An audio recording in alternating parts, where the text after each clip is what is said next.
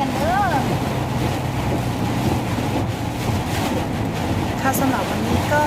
มาเจอกับพายุฝนลมแรงๆเลยนะคะสำหรับวันนี้ก็จังหวะระหว่างที่เราขึ้นเขานะคะ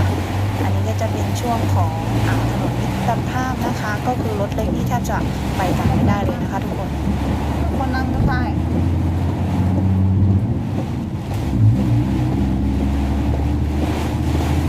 ฟังแต่เสียงลมนะคะก็คือร้อนแรงมากมากเลยนะคะอันนี้ก็คือขับรถไม่ได้เร็วเลยนะคะแต่แค่เราสูงข้ามจะค่ะโอเคไปติดตามรับชมในคลิปกันเลยค่ะ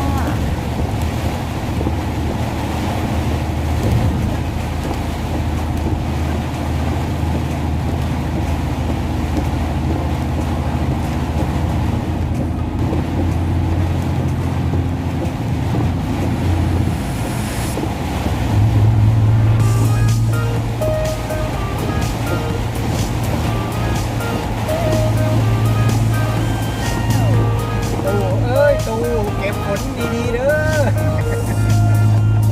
ตกแรงขนาดนี้ตกแรงมากอ่ะ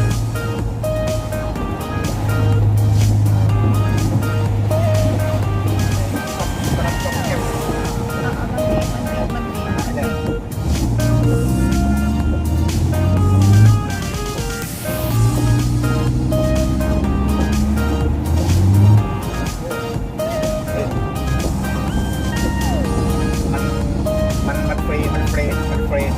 รถแรงรถเฟรนน้ำมันเต็มถนนน้ำมันไหลลงเลย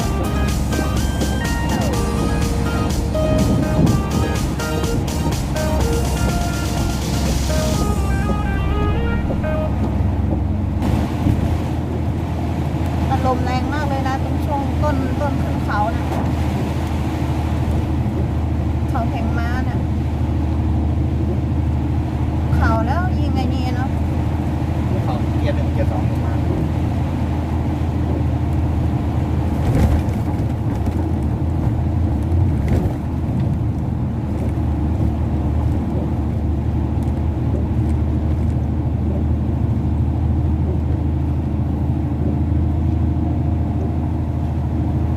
สุดท้ายนี้ก็ขอบคุณทุกท่านนะคะที่เข้ามาติดตามแล้วก็รับชมคลิปของเบนซ์ซาอุดีชาแนลนะคะ